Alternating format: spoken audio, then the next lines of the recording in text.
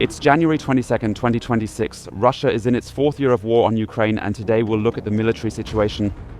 I'm Julian Röpke, and this is Build Situation Room. We begin in the Donetsk region, where the Russian army, after fierce battles and despite slow progress caused by the bitter cold sweeping across eastern Ukraine, has captured another village. Let's take a closer, more detailed look at the footage Russia's army released.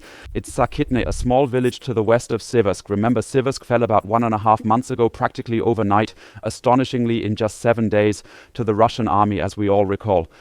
The commander of the 54th Brigade, the one supposed to be defending it, has since been dismissed because he gave false information about the real situation in Siversk. Back then, he basically had his general staff by the nose, and then the town fell rather quickly, to be honest, really. Since then, the Russians have tried to advance here. This is footage from Sakitne, a small, completely devastated village like the others we see around here. Just another one where Russia managed to gain a foothold.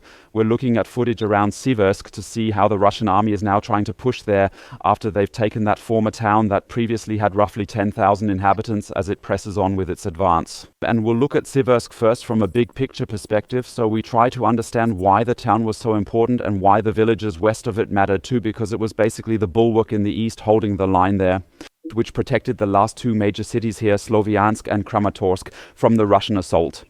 Now, like I said, Siversk, much smaller by comparison, completely red under Russian control, and we're zooming in a bit to see why and why the Russians are pushing further west from there so we can better understand the reasons and the dynamics involved. The footage we just saw was from Sakitne. On this map, it's still orange, meaning it's contested territory. That indicates the pro-Ukrainian map provider Deep State Map still holds out hope or expects a recapture here, or at least anticipates further fighting. And indeed, the shots we viewed were taken from the very first easternmost section of Sakitne, essentially right at the edge of the current front line. We assume the Russians could have filmed the whole thing from the center, but didn't, which suggests Ukrainian soldiers are still here. But Sakitne being under Russian control now also makes it less and less likely that there's still fighting in Platonivka. We reported that recently. But as I said, if we see the Russians to the west of it, then it's likely that by now the last Ukrainian soldier in Platonivka has pulled back or been captured or killed, and the Russians have taken over there, as appears to be the situation. We also see further advances by the Russian army since they captured Siversk, primarily to the southwest of Siversk, in that general area around the town. There, the Russian army has, in the past few days, almost completely captured Sviatopokrovsk. We can see again that the Russians tried attacking head-on. That didn't work either. So they're using their flanking strategy even on the tiniest villages. They've swung around north of here and taken the next village at this little crossroads. I hope you can already spot them at these little crossroads. They've already reached them by now, aiming to push the defenders out of Sviatopokrovsk, and we can see the Russians are trying as fast as they can, despite the temperatures and their poor strategy, to push toward Kramatorsk and Sloviansk, pressing with the momentum they have to close ground and keep up pressure under these adverse conditions, trying to maintain their advance despite setbacks, repeatedly pressing forward to hold whatever gains they manage amid these hardships, continuously striving time and again to sustain that forward push and to consolidate whatever territory they can retain.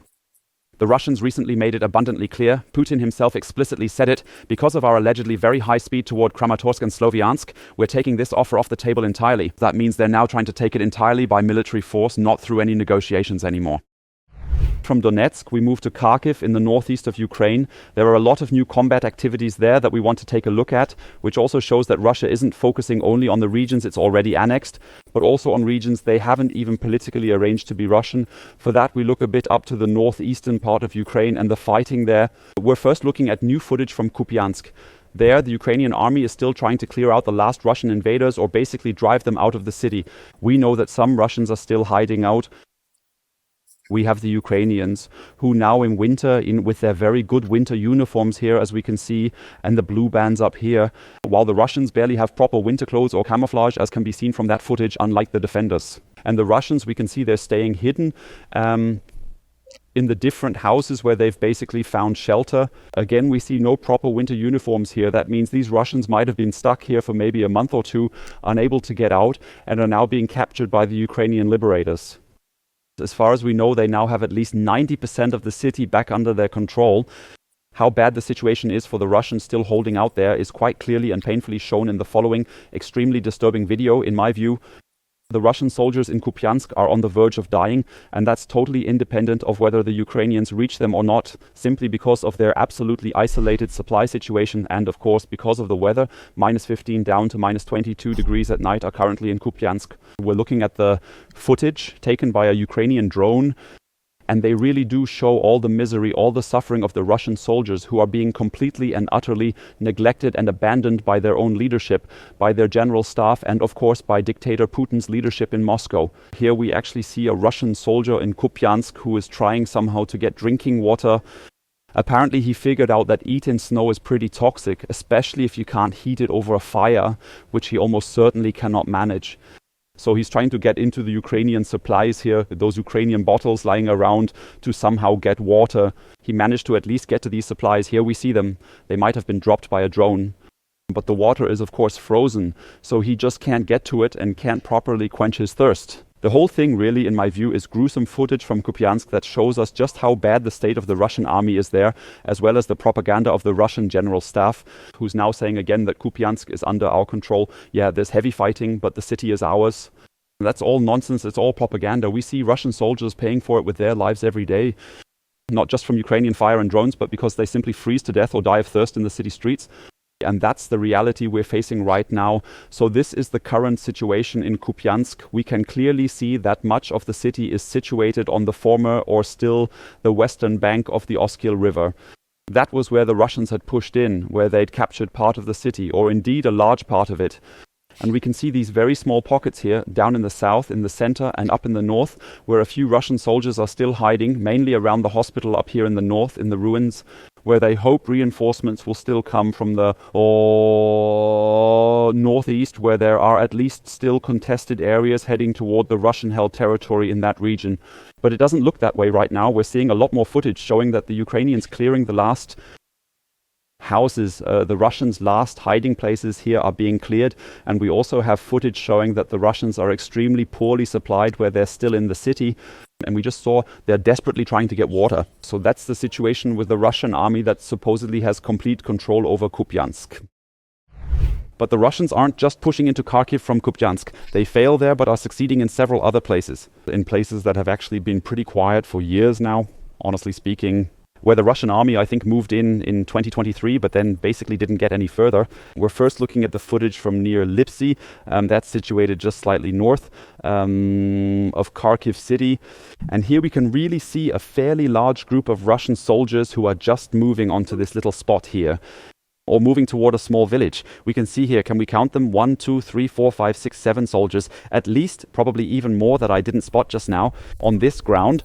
So it's a fairly large group of Russians trying to move. Here we can see it again, they're moving into Kharkiv. And what's interesting is these Russian soldiers are being attacked right at the border here. That means right at the moment they go from Belgorod in Russia over into Kharkiv in Ukraine, they get attacked, both with kamikaze drones and with cluster munitions. We just saw that. And in the end, it's just another massacre that's happening here. All the Russians who just tried to get into Ukraine across this barren, snowy landscape are being killed here. We've seen that over and over in recent days. Unbelievable footage. The Russians are currently being told don't move when the Ukrainian drones arrive. As you can see, that's an absolutely deadly decision for the Russians, who then basically just sit, crouch, or stand there until the very end. Or we've seen all sorts of footage, and then they are fatally killed right there by Ukrainian drones. Yeah, it's pretty harsh footage that shows us the Russians are trying to expand this so-called buffer zone, meaning basically the entire area along the shared border between Ukraine and Russia. But they're doing it so clumsily that, as elsewhere on the front, it is relatively easy for Ukrainians in many instances to kill 80, 90, and sometimes even 100% of the Russian intruders. So they can't get to those positions. Now you can see the panic among the Russians here, who, like I said, are being attacked by various units. And for Ukraine, it's extremely easy right now in winter. We just saw that on the thermal camera. We blur it, of course, at the last moment. It's really very easy to clearly spot that crouching Russian soldier here because of his heat signature and because it's so cold outside. That means the bigger the gap between body heat and outside temperature, the easier it is for a drone's thermal camera to pick it up and clearly pick out the actual heat source. Here we see this comparison again, normal view, thermal views, and the whole thing is really, kind of like clay pigeon shooting for the Ukrainian army, which then actually foils this entire attack. Also in Kharkiv, and we want to take a look at it on the map to make sense of it. Earlier we were in Kupiansk, so that's to the east of Kharkiv. I think you can still see it here for a brief moment. We had a good look at that area. That was Kupiansk where we were just now. Now we're driving straight into Kharkiv city, or north of Kharkiv city, and you can see this is Lipsy. And there was heavy fighting here in 2023. The Russian army tried to push straight on Kharkiv in a second offensive. The first attempt failed in 2022, and what we've just seen were images from that very same region. So right here, the Russians had tried to push towards Selene to cross the border and essentially, in effect, take what they call a buffer zone. You can see back here too, that's territory they had also captured in Kharkiv, and they're trying to capture this whole area here. They haven't succeeded at this moment, but you can see the efforts of the Russian army are extremely intense here and continue. And at a third location, the Russian army is active and is, so to speak, trying to prepare an invasion. Also in Kharkiv, we're talking about footage from right near Wawarivka, a village basically halfway between Kupjansk on one side and the town of Kharkiv on the other. And here we can see a bridge, still in Ukrainian-held territory, and this bridge is now being destroyed by the Russian army. Once again, a pretty far from ideal situation for the Ukrainians too. They've mined the whole bridge, as we'll see soon. Anti-tank mines are everywhere, along the outer edges. I really hope you can make that out here at the very last second. They've put up these nets, and those nets were to some extent fairly successful indeed. We can see another Russian fiber optic drone here that tried to get in, but ended up getting snagged on one of these nets. However, the Russians haven't given up and keep persistently using new fiber optic drones to try to find a hole in this net and then attack here accordingly. You can see more and more now that there are anti-tank mines all over the place here, that the different bridge piers are mined, basically in case of an emergency, basically if the Russians get close, to blow the whole thing up here first so they won't be able to get across this river. Now in this view we can see it even better here. This one we already saw a moment ago. There's another drone. So that means it's at least the third fiber optic drone the Russians are using here to get to this bridge and to reach these bridge piers right now. And now the drone is coming right up here to its target, the connection point between the pier and the steel structure on top, approaching steadily and aligning itself precisely with that joint very carefully now. Here are 1, 2, 3, 4 FPV drones, 5, 6 FPV drones. So it's really probably going to be a big explosion any moment now, which the Russians didn't manage to capture from a second angle. Now we can clearly see the impact, and so afterwards they flew in with another drone because they'd only seen that the video ends. They didn't know why the video ended or whether the attack had been successful or not. And that's why we're about to see the footage now. So here's the bridge, which just ends abruptly right in the middle, and that's basically the part that was blown away. Burned all around. There was probably a big fire because of the explosions. We can see it. The Russian drone is checking the whole thing. Like I said, they probably didn't see the explosion. It was over 10 kilometers away from them. And now they're finding out, though, with the second kamikaze drone, that they don't need it anymore because this very bridge here in Wawarivka in the Kharkiv region was destroyed by them. And it all shows us the Russians are really active along the entire Kharkiv front, not just in Kupiansk, not just in a few spots, but they're really trying to push in everywhere here, and the Ukrainian army is trying to stop that. We have new footage from Kharkiv that also shows how Russian efforts to push in here are being effectively thwarted. And it already says quite a lot about the kind of vehicles that they're using. There are more and more civilian vehicles and fewer tanks and armored personnel carriers on the Russian side to transport troops. They probably thought, yeah, great, a white bus won't really stand out. In that moment, it does after all. In the woods, you'll also find vehicles like that, even the Bukhanka buses, though the one back here, I hope you can see it, is hard to make out. The one at the back is indeed carrying a Type 75 rocket launcher from North Korea. It actually brought it along. Now you can see the whole thing from a different angle, and we can get a better look at the rocket launcher at the back, which was also destroyed. Robotic systems are also, of course, being used by the Russian army, and they're being attacked here now. Next up is an armored personnel carrier that has a ZSU-23. Machine gun on top, a twin-barrel machine gun that can be used here specifically against aircraft or against helicopters and infantry. The whole thing will be fully destroyed. That means we see the Russian army is extremely active in Kharkiv at the moment, indeed trying very hard to push in from many sides, trying to break through the Ukrainian defenses. And the Ukrainians have to be, well, not just in the east, not just in Kharkiv, and not just on the front, but along the whole border.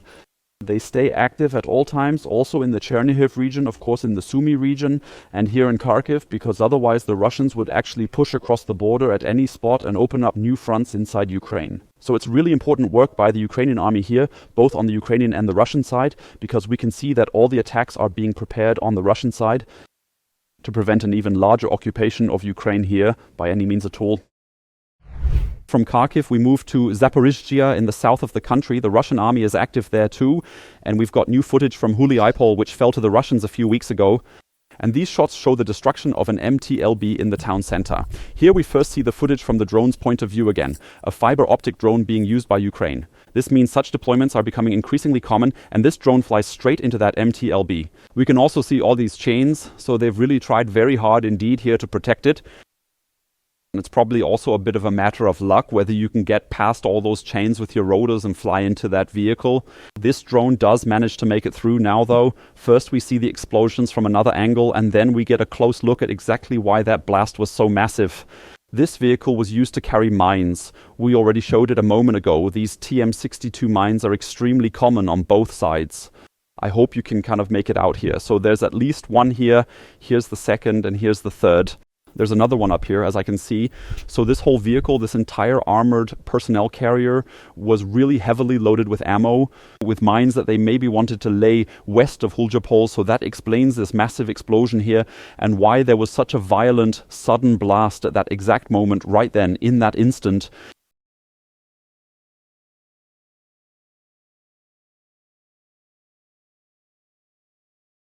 Now it's clearly visible, nowadays carrying noticeably less ammunition in both tanks and IFVs because they're increasingly equipped with drone defenses. So this is a relatively rare sight to see here. But sometimes it's down to a combination of how the ammo was being transported, and you also get a bit of luck that you can get in. The rear hatch was open and all that, so it still works after all. While we're at it, let's take a quick look at the situation in Huliaipol. The thing is, we at least still had some hope from Deep State Map, our map provider, that the situation might turn around, that the Ukrainians would launch a small counter-offensive here and hopefully retake Huliaipol once again. There was a huge problem here too. I think it was the 102nd Territorial Defense Brigade that lost this town in a very short time, that had to flee so quickly, that even their headquarters had been overrun by the Russians and that all the equipment there had been taken. But what we just saw, like I said, here in the center of Huliaipol, you can see the red area is spreading more and more. We also see that the Russians, as we showed earlier, had completely taken Selena, and that fighting is happening in Wawarivka. New recordings coming in from Dnipropetrovsk show bombardments carried out by Ukraine. So that means the Russians do seem to be slowly pushing further west here. And the weather is a bit better here too right now. It's actually only about -5 degrees in Zaporizhzhia because it's further south. So at the moment, Salisnichna is serving as the defensive line here. It's an important rail junction indeed. I think we've already shown some videos that show us there's big industry there. There's that big freight yard, so the Ukrainians can hold it a little bit longer than the rest. But since the Russians are coming from both the east and the south, it's reasonable to expect that over time the front will shift further and further to the west. And we're staying in the south of the country, going from Zaporizhzhia into neighboring Kherson. There we have new footage that shows how the Russians have further developed their Shahed drones, namely the Shahed 136, or Geran-3 as it's called in Russian, and how they're using more and more equipment, which of course also makes them increasingly costly, to basically have the upper hand over the Ukrainian defenders. Yeah, to be superior to them with what they're doing there, pushing further in. Here we see footage from drones flying over the Dnieper River. They're coming in from the east toward the city of Kherson, and the 39th Brigade of the Ukrainian army is trying to defend here using interceptor drones. And on the approaches, I think we can see it pretty well, at least with the next ones, that there's more and more tech being built in here. So that means, among other things, we can see, for example, there are antennas here for so-called mesh networks that basically tie the drone's various components together, that also act as amplifiers and repeaters for, namely, the cell phone signals in use today as well, actually. These drones actually at least partly navigate using cell phone signals from the Ukrainian side. That's why they're flying so oddly here. On the left, as you can see, is Russian-occupied territory. On the right side, I think we can mark that too. That's the Ukrainian-held area. And the drones would be much safer if they approached from the south, so if they were to actually attack from deep inside Russian or Russian-occupied territory. Instead, they just fly by sight following the river's course, and that's for various reasons. For one thing, as I just said, they use the Ukrainians' mobile networks, and for another, and this will become very clear in a moment, they're no longer pre-programmed. So they no longer have coordinates programmed in. They're being controlled live by the Russians. So it's basically a visual flight being carried out here, a visual flight along the river, which of course makes it easier for the pilots, and you can already see it here.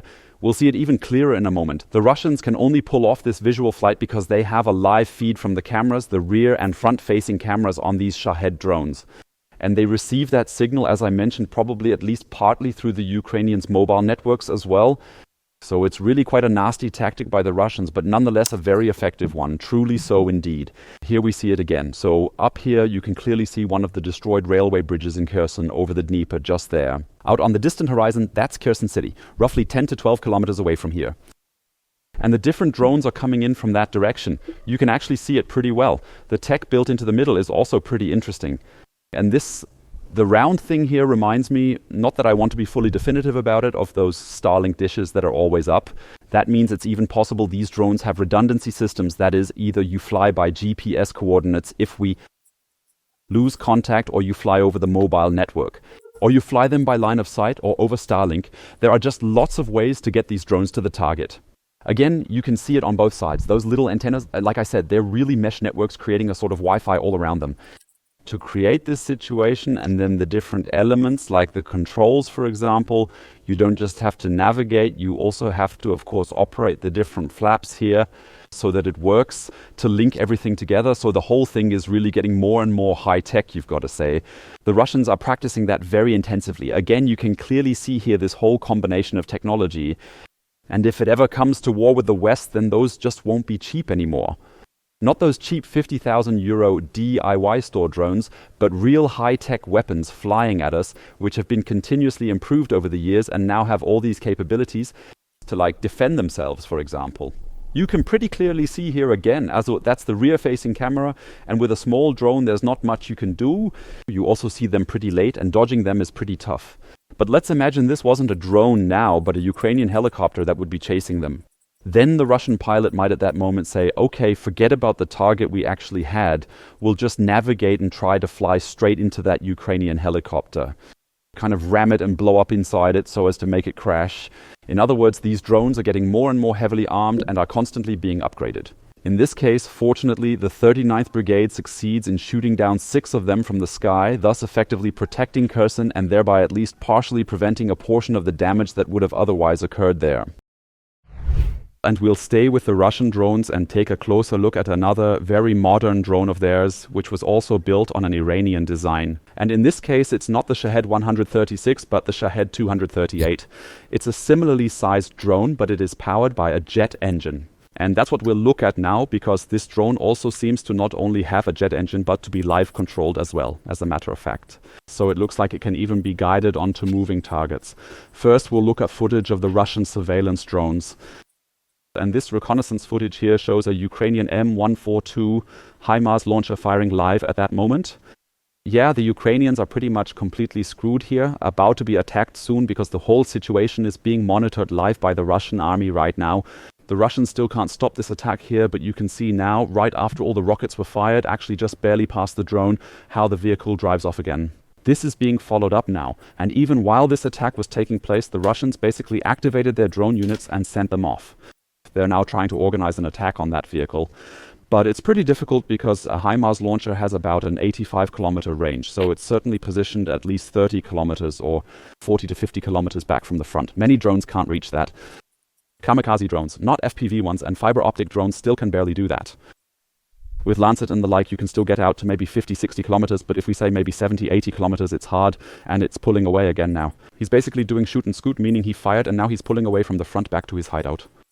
Do the Russians now expect the distance will keep increasing? What do? You take a very modern, state-of-the-art drone that has several hundred kilometers of range, but can still be controlled live in real time. Here you can see it again pretty clearly. The target was marked, so software is being used, and these markings, this data is passed on from the recon drone to the Russian commander, who then in turn passes it along to the drone unit. And the drone flies after that vehicle. And here we can clearly see it. And this is truly shocking footage, because it shows us pretty clearly it's an extremely fast drone. It's a big drone, probably, like I said, a Shahed 238 or Geran-3. That's what the Russians call it. We can also see the jet drive at the back pretty well. Here you can see it again from the light. This is thermal imaging. We can see that long, narrow shape, which is typical for that kind of jet drive. And now we see how this drone moves into the shot. Here we see it briefly. So here the HIMARS is trying to leave.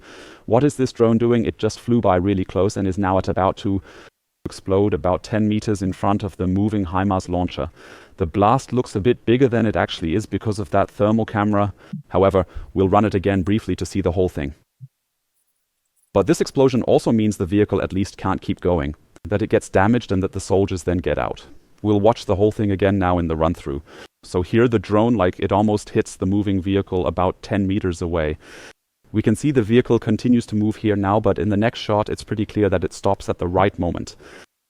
So this is the spot of the explosion we just saw.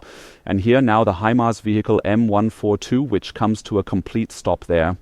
And the Ukrainian soldiers, they're all still alive. They've gotten out and are now trying to put some distance. Perhaps there are still rockets in there, or they are expecting a second strike.